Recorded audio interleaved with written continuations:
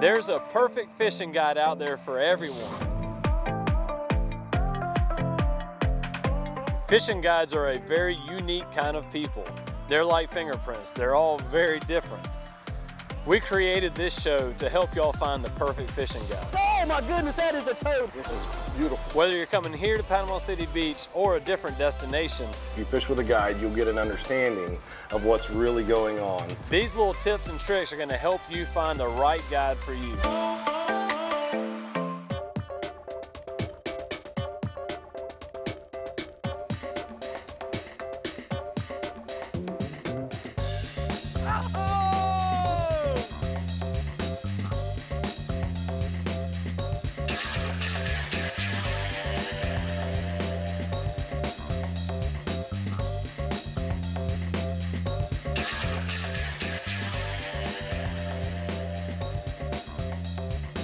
Chasing the Sun is brought to you by Dulce Vida Tequila,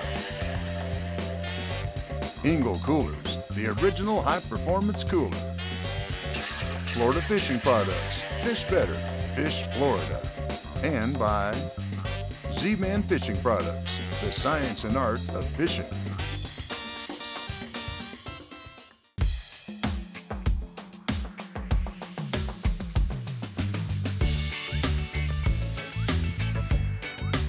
Beautiful out here today. As a captain, what would you tell your clients? Just listen to your guide, because your guide wants one thing, and that's for you to have a good time. If you want to go reef fishing, you know, we start about 3 miles off the beach and you're sitting here on the beach looking out, it looks slick calm, right? Well, if your guide says, nah, we need to do something different, just listen to them, because it might be blowing out of the northeast real hard. And it is nice on the beach. Once you get about a mile off the beach, it's not quite so nice. Most importantly, no guide's telling you what to do, he's just telling you what he would do. That is a perfect point. When I was in college, a lot of people work at a restaurant, wait table, especially in a tourist town. But I found a lot better way to make some side money, and that was working on private boats. You know, that's kind of how I first got into the fishing business. You know, guiding for me wasn't a choice, it was more like a fallback. Was fishing on tour, you know, doing the professional tournament scene. You know, economy takes a tank. Well, guess what? The easiest thing for me to share my knowledge and time was to go to guiding, you know, which was great.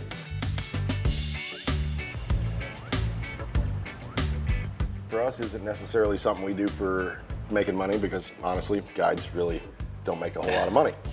It's what we do to share our passion. Every fishing guide is passionate about what he does, and he's passionate about what he's sharing because it's about you. It's never really about us.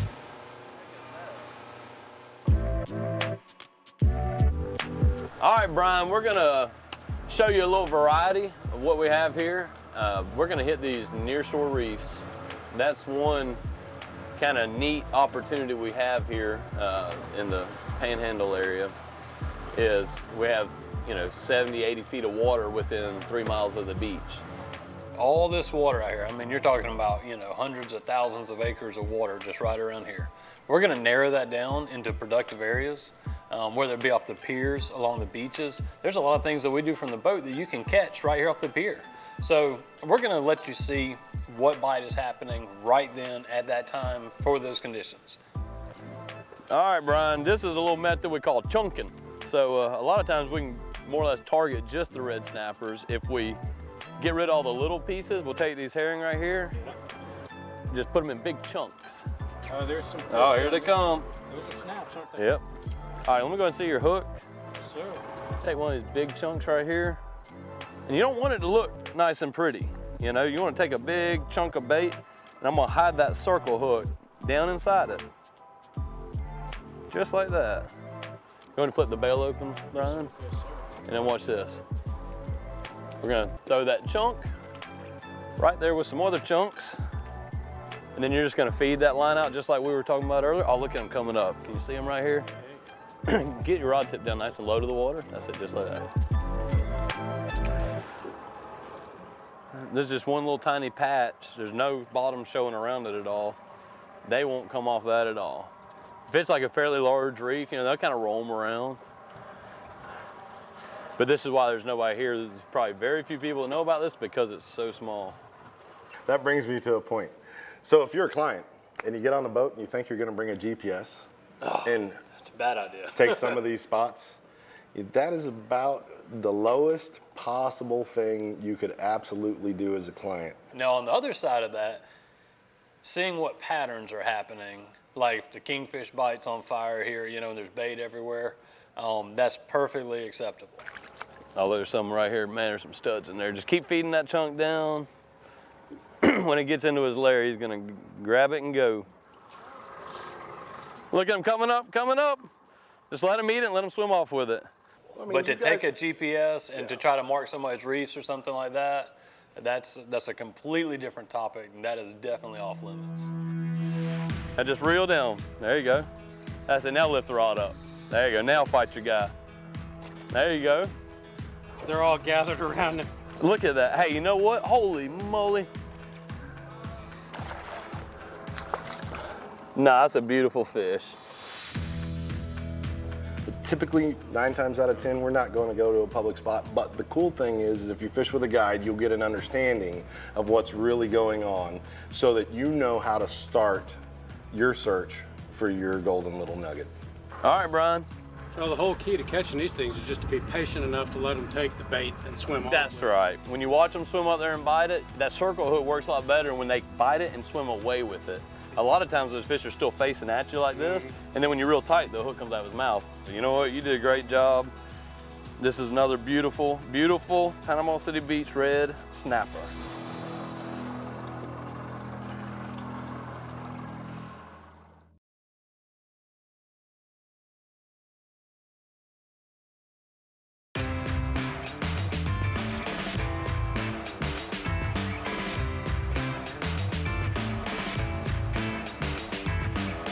You know, last year when we were fishing together, we fished this dock and we smoked the trout. So that's where we're going today, right? Cool, yeah, if you got a time machine and you can take me back there to that day at that minute, then we'll go back to that same spot and catch them. Yeah, right. But there's a good chance that I haven't caught anything there since then because the fish just happened to be there. So that brings me to my most important point of the day, which is don't guide the guide. You know, let the dude that drives the boat decide where to go fishing. You know, I love it when people show up on the boat and they're like, yeah, Captain, you know, we did this and we did that and blah, blah, blah, blah, blah, or I did this and I did that. And, you know, reality of it is every day's different. I'm in control of the day. And I don't necessarily do the same thing twice. May not ever do the same thing twice. But it's all based on what I want to do. And, you know, every time the client opens his mouth and influences your decision process, it might throw you off by a few minutes. And that few minutes could put you completely out of the loop of the cycle of what's going on. So, don't guide the guide. Let him do his thing. How many seasons do you have as far as migrations go? Spring, summer, fall, which is famous, and winter. Winter patterns are slowest, but the other three are phenomenal. So fall patterns is the one you love? Yes. Summer patterns awesome. But here's the thing, if you want to do something from the fall pattern and you're here in the spring, I'm sorry, it's not available. So if I'm a client, I'm here in the summer and I want to fish what's here in the winter, and I say, hey, let's go out and catch spring cobia, and it's Probably like not gonna July. work. No. Yeah. Why is that? So, because they're fish. They move Migrate. where they need to move, not where we want them to be. So the most important thing about every coastal fishery is there's very few resident fish. Everything migrates based on the spawn to move in and out, up and down. That's right. So whatever's in town, fish it.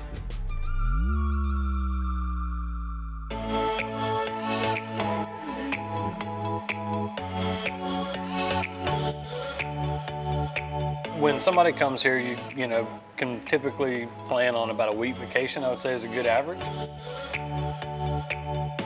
Quantity of anglers and duration of time. Those are the two most important things you need to know.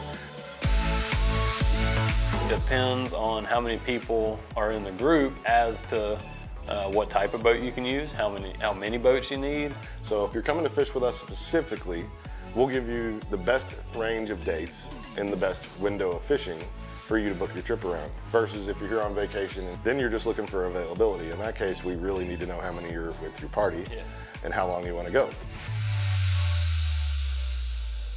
So in your fishery, with your group of guides, I would say that even if you bring a boat to the fishery, you still need to hire a guide. Most importantly, because you are the professional.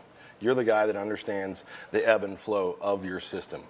And it's one of those things that you can't as you know, if you're a vacationer and you come down, you can't experience the feel and the actual reality of what's going on without hiring a professional guide.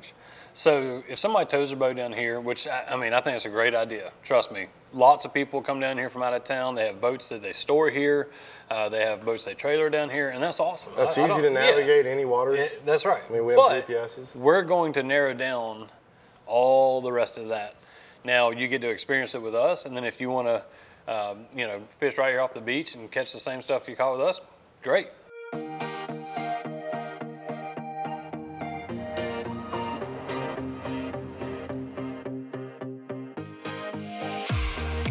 So Travis, I've noticed this odd circumstance where it seems like the more somebody tells me how good they are at fly fishing, typically that means they're not as good at it. You ever notice that?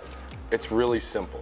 If you have to tell somebody how good you are, you're really not that good. There you go. But if I ask you what your level of skill set is, Okay. And then go ahead and kind of just kind of pull it in here. okay. And I'll grade it. I'll give you the options. You know, are you like streamer fishing? Where you been saltwater fishing? Have you been to like Andros? Have you been to Belize? You know, have you bone fished? Have you tarpon fished? More importantly, have you ever fished in the Keys? If the answer is no, then I kind of got an understanding of where you sit. Because the Keys is like the Super Bowl. Everywhere else is like, let's prepare ourselves for it. There you go. There you go. And just keep it moving. Keep it moving. Keep it moving. Here they come. Here they come. He missed. If you're a fly angler and you're like, double haul is a new thing to you, It's gonna be tough. you probably need to practice a little bit. Practice, that's the key.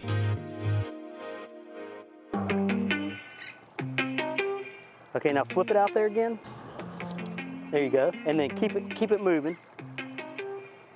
There you go. There you go. He's coming. Just jerk. The steps you have in fly fishing, it's a plateau system. You start here and you drop off because you realize you suck. And then you build up to the next one and you're awesome, you're awesome, you're awesome, and all of a sudden the wind direction changes and you plateau fall again. So the bottom line is this. If you're an actually good fly caster, it's because you have probably 300 to 500 hours a year practicing. We get paid by the hour, and it's not cheap. Right. It's a lot cheaper to practice in your backyard or at the neighborhood pond than it is on the front of one of our boats. But that's okay. If you want to come fish with us and learn how to fly fish, That's fine too. all right, weigh in on that one. Okay, that's probably good right there. Yeah. And you kind of walk to the back a little bit. I am. And I'm gonna try to get him right here. This is an exceptional fish on a fly rod. Oh! Oh, that is a toad. This is the biggest fish I ever caught. Well, Steve, what'd you think about your first fishing trip to Panama City Beach, Florida? It was fantastic. Had a great time. Couldn't ask for better. Beautiful, fantastic. Oh man, this is awesome.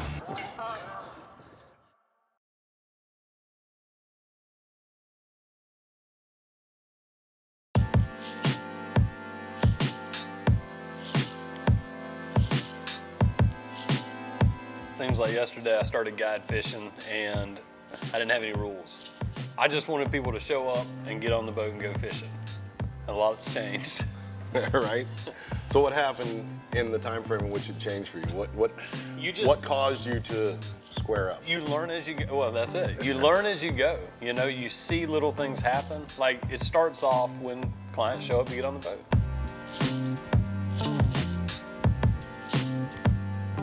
When they show up and they have mud all over their feet, it's not their fault.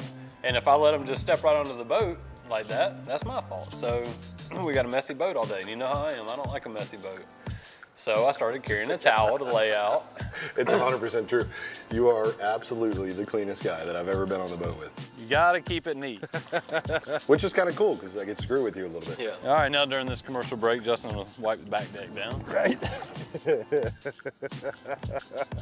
I was just looking at the blood going, And while you're back there playing with bait, you play with my hook too? Y'all see this? I'd hate for Travis to get his hands dirty. It's a long ways back there. He gets the boat dirty really well. So we're sitting here at Sharky's, and it brings me up to one of my strongest points in guiding. All right? It's so important for the client to bring food for the guide. For several reasons, most importantly, we're always working. You know, leading up to the fishing, we're preparing. You know, guiding's not like the client gets on the boat and it's like 8 hours of actual work. No. It's like 3 hours ahead of it and 3 hours afterwards, because you got to prep the boat, catch the bait, and do all that stuff. But more importantly, if they go by a restaurant or somewhere to pick up breakfast or lunch, if they bring lunch for me, it's such a better day for them. I mean, I'm sure you're going to be in a better mood. Yeah, for sure. For your enjoyment, to help him have a good meal with you. The cooler is not a trash receptacle. No, man. Ah, that's where the name cooler came from. Exactly. It cools fresh beverages. Okay. Don't put your trash in our cooler, please. Oh, please. So this is a very, very common occurrence. I get to the dock, get the boat prepped, ready to go. Clients show up. I'm in jeans, long sleeve shirt. It's springtime, a little breezy, you know, a little cool. And they show up. 70. Yeah. They show up shorts and flip flops. We're in Florida. What's a good way to judge what you should or shouldn't wear when you're going out on a fishing trip? It's super simple. Wear whatever your guide wears. If he says bring a jacket, bring a jacket. If he says wear closed-toed shoes, wear closed-toed shoes. But what you're gonna wanna do is just make a long cast. I mean, long casts are very important. That's why we fish 10-pound braid. If I say, hey, cast, don't say why. I mean, for real. I mean, it's so easy. If you say why and turn around and have to neurologically process the instruction, you miss the moment. I say you do, we catch. It's so simple. Triggerfish, probably the last fish of the day on the last shrimp. I mean, man, these things are super, super cool. That's my biggest one of all time.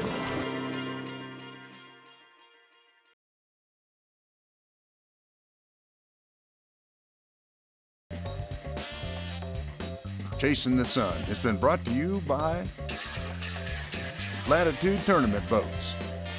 Boat, stand apart. Rapala Coastal, another great day. Pirates Cove Marina, you enjoy the Gulf, we'll take care of the rest. And by Native Eyewear, built for the backcountry.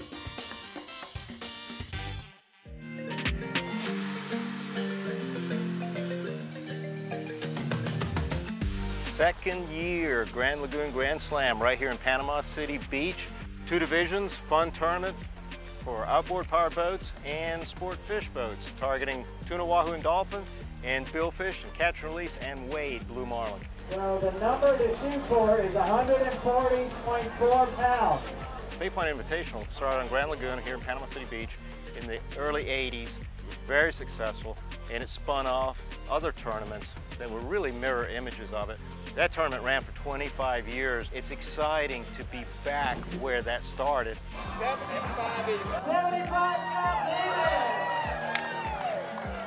Fun tournament, great location, and a lot of great history in the area. Great to be here, great to get it started. Love the enthusiasm. 128.6 pounds, 128. If there was one guy that had to put some money on, it'd probably be Harris here. So tell me, how far did y'all run to catch those fish? We ran 170 miles one way, 500 miles round trip. No way. Yeah, it paid off. The tuna were there when we got there. Yep. Yeah. Now that's some boat rides. That's why we have these fast center consoles like this. It makes this type of fishing available to the guy that wants to come down here and do it on a day trip. Absolutely. Versus these used to be 2 or 3 day trips to do that. But you know, the technology's caught up with it, and now these boats really move, and you can make this trip in one day. Costs a little money, but hey, we can do it. Y'all burn through some fuel. That's right, 660 gallons.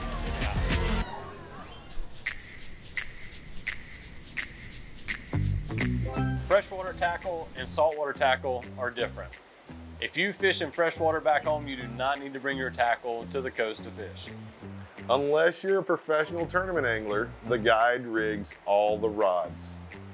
Spinning reels come with the handle on the left side of the reel for a reason. There's no need to change it. If the guide asks you to wear shoes, it's for a reason. If the guide asks you to bring your wading suit, it's for a reason. And so if your guide tells you not to set the hook, trust me, do not set the hook, just reel. When the guide starts the boat, that means sit down. We have 100 different species of fish that we fish for throughout the year, so go with what the guide says. Expectations are set by the guide, not some video you watched on YouTube. That's so true. Justin, what's your ultimate goal on any guide trip that you take people on? I have one. It's very simple. I want nothing more than for people to have a fun time. That's it. So all those little details that we talk about what to bring, not to bring, all those little things, that's all peripheral. Just smoke. I want one thing. I want them to have a good time. Mr. Brian, that's it. So if I try to change the time that we're going on a certain day, or let's say I got a different day open and the weather's gonna be better that day, every call I make, every decision I make, you know, and some people, you know, think that they're, you know, we're making a long ride. There's always something that people think, you know, well, what are we doing? Your guide is working as hard as he can to make your day fun. That's it. The ultimate goal of any guide is to make sure that the clients that step on the boat that day leave with a lasting memory that is even life-changing if possible.